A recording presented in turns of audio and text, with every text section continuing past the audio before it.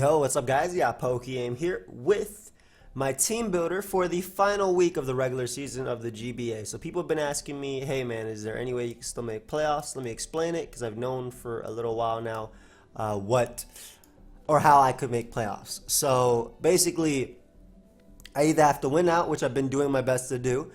In fact, if I win this game versus Lars, I take third place in the playoffs.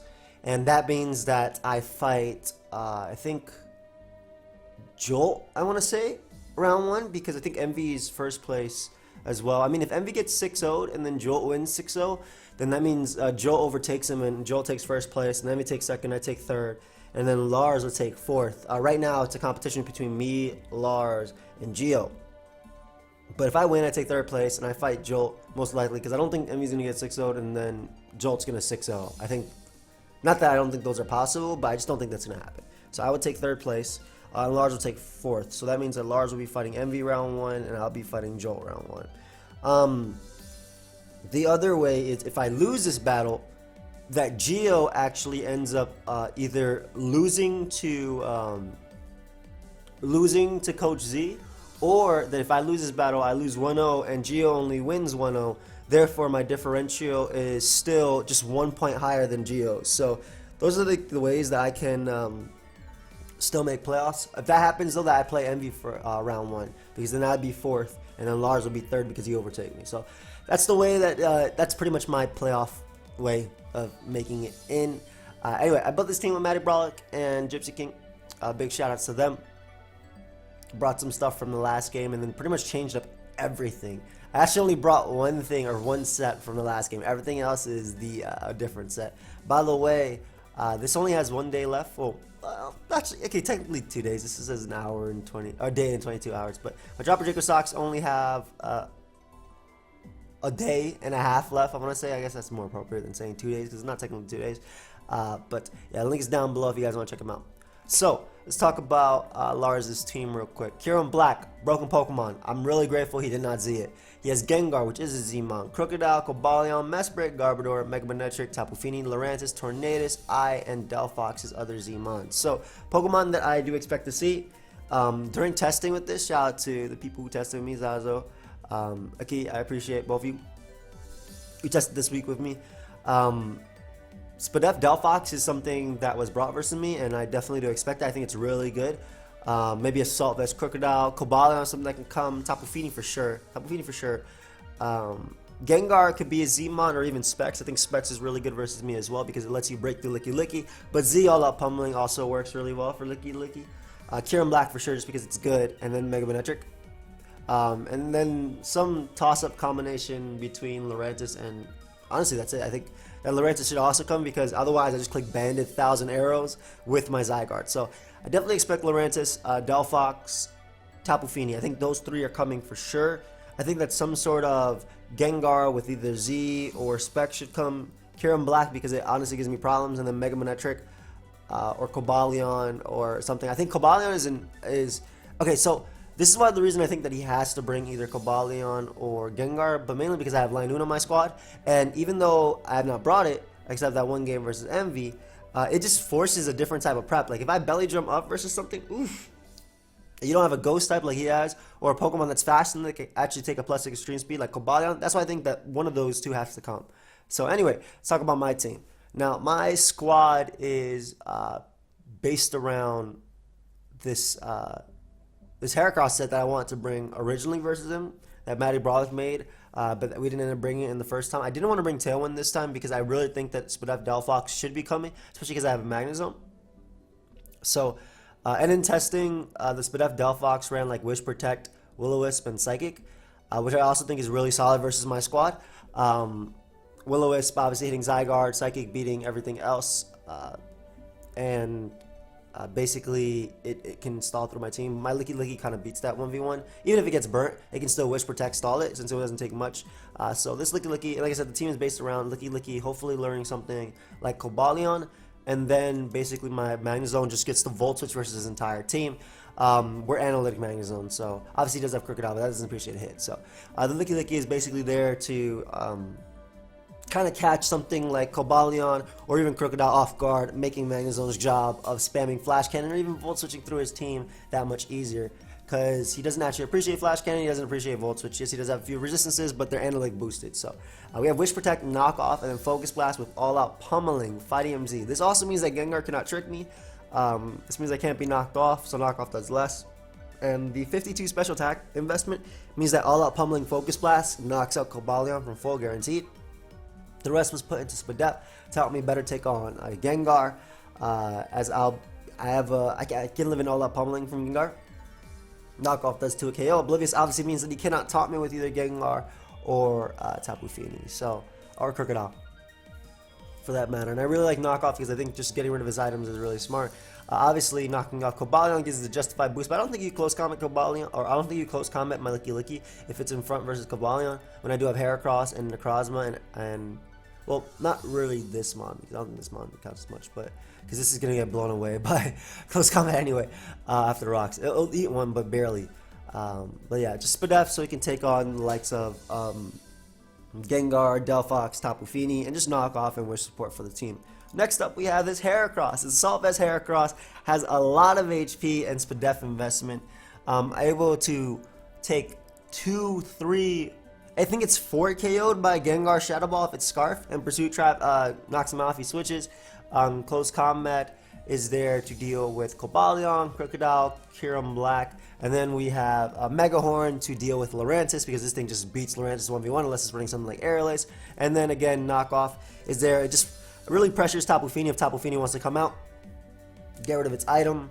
Nothing appreciates a knockoff. Anyway, also if Gengar wants to stay on me, I have Guts even though he does have Misty Terrain just in case he burns me. This could also be helpful versus Delphox as well. I was in a situation where it was last mon Heracross versus Delphox, and Delphox couldn't go for a Will-O-Wisp versus my Heracross in testing just because I did have Guts, so that's pretty useful in that regard. Attack investment helps Pursuit do more.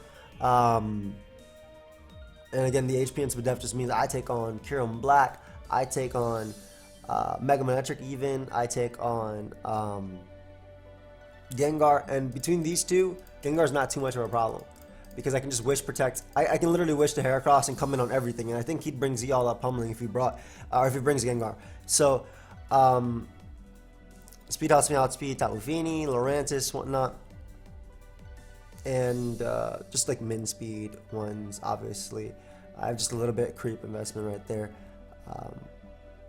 Max speed Lurantis, and basically just does a lot of damage versus his team. I really like this Heracross, checks his Gengar, and makes it so I just don't lose to something like Gengar off the bat. I can actually just Pursuit Trap it. So next up, we have Aberforth, the Scizor. I'm bringing the exact same set that I went with last time. Last time what happened was I got off a Tailwind, and then Scizor just went in versus his squad. And we're bringing the exact same set. Flamethrower, Sludge Wave, Overheat, and Encore. With Flamethrower into Overheat, or Sludge Wave into Overheat, every single one of his mons drops, so neither of them can take, or none of them, there's more.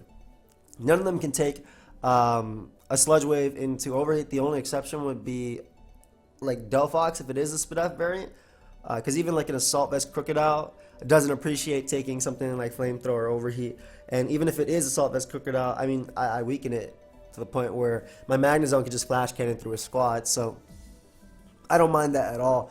Faster than his Tornadus Eye, and pretty much outspeeds and T from there. Encore is still good because it works again versus like setup mons, Calm Mind Tapu Fini, Calm Mind Delphox, Sub Gengar, things like that. Calm Mind Mesprit, a little bit risky, but if I get it in on a switch or something, can go for it. I think Life Orb was just the best option just for the damage output that it honestly does versus his team. So Scizor just goes in as usual, really good Pokemon.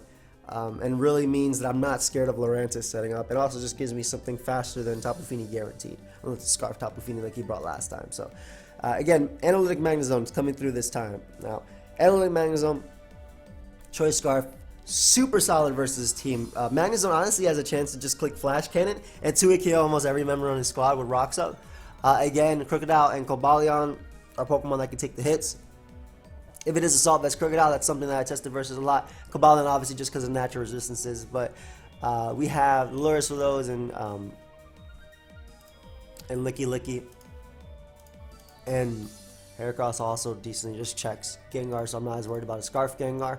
So Just Volt Switch, Thunderbolt, Flash Cannon, and Hidden Power Ground. Hidden Power Ground with an Analytic Boost knocks out Mega Manectric upon switching, so that means that that's not an answer to my Magnezone, and it just gives me some speed control versus him, just faster than his fastest Pokemon outside of Mega Manectric, which obviously outspeeds. And I said that about Scizor, but obviously Mega Manectric outspeeds Scizor as well as my Magnezone. But Magnezone, just with the analytic, I can just like basically if I get it in on something like let's say a toxic on not toxic on just maybe like a Moonblast from Tapu Fini or potentially a taunt or something like that or a defog, he's kind of forced in a position to switch, and I get an analytic boost or an analytic hit off on anything just because he switched out. I don't have to predict, but I get extra damage on something. So that's why I thought Choice Scarf Magnezone was really solid versus him. Also gives me an Ice Resist, something I did not have. So this time we're also bringing Choice Band Zygarde with 1,000 arrows, 1,000 waves. The HP and Spadef investment means that I take HP Ice from Mega Manectric guaranteed, minus Mega Manectric. I also take Moonblast from a max invested Tapu Fini. Can take an Icy Wind from Gengar, things like that. 1,000 arrows, extreme speed, outrage, and 1,000 waves. Honestly, 1,000 arrows, you just click it versus a squad. The reason I have 1,000 waves is because it's pretty cool, because if I go for it versus Lurantis, he can't double out if I go out into Scizor or Heracross, even though he knows they're coming in. So if I go for that, he cannot double out at all. Stops them from, and it does the exact same damage as 1,000 arrows. So the only thing it doesn't hit is Mesprit and Tornadus. Does the exact same damage. Extreme speed's really nice. Can pick off 30% Kyurem Black, weaken Mega Manectric, Scarf Tapu Fini, Tornadus at about 40%. So does really good damage versus the team. Then I have Outrage, even though he does have Misty Terrain. Outrage is just like a last ditch effort type of thing. If Misty Terrain is gone and he has Lurantis versus Zygarde left, I can just go for the Choice Band Outrage and do a ton of damage to that mon. Just a ton of damage to his Lurantis. So speed just creeps. I think it's like a Garbodor and like, it's been a while since I forgot the set. I mean, I'm naturally faster than Tapu Fini. We really just put the rest in speed because after we had the max attack investment, the HP and Spadef, we could take on the HP Ices. So last but not least, we have Necrozma right here. So this set, it's designed to pretty much give him some issues. This set is not 2-hit KO'd by modest Mega Manectric after rocks with Thunderbolt. It's not KO'd by a Specs modest Gengar Shadow Ball. Ghostium Z only has a small chance to KO, and the reason we're modest over like Calm, as you can see we have no investment, is because I want to be able to 2-hit KO max HP Crocodile with Signal Beam guaranteed. Also, max HP Lurantis. Also buffed Photon Geyser, give me a few extra points by going Calm, because if I went Calm and then just invested, like if I can hit that, I'll show you, just because my special attack, you guys should know, but my special attack is higher than my special defense naturally, so it's more beneficial to do this. I get extra EVs. I'll just show you what I mean. So let's say this is 141, right? Calm. 141. I need a ton of special attack investment to do the 2-hit KO, and I still don't. I guess I could put it at that speed, but I still don't hit the number that I needed to. So this is my best. I think this is the best spread to basically ensure that I get the damage off that I want to, but also to have that Spadef to be able to take on Pokemon like Kyurem Black, Manectric. Mesprit is also hit really hard by Signal Beam. Like Signal Beam plus Photon Geyser just hits him really hard. Stealth Rock and Moonlight. Best answer to this on his team is pretty much Delphox. Besides that, he does not appreciate this mon at all. Like in practice, I've led off with this mon versus everything. I stayed in versus everything too. I just click Stealth Rock, just click Photon Geyser. Like if these Gengars, like, oh, there's a giant threat. Let me just Photon Geyser this turn 1. Oh wait, Manectric, let me get up my rocks. It's not a problem. Crocodile, I'll get on my rocks and find out what set he is. He knocks me off. I'll go right out into my Licky Licky, which is not 2-hit KO by Adamant Max Attack Earthquake from Crocodile. I just remember that as I was going to the spread. It's not 2-hit KO by that.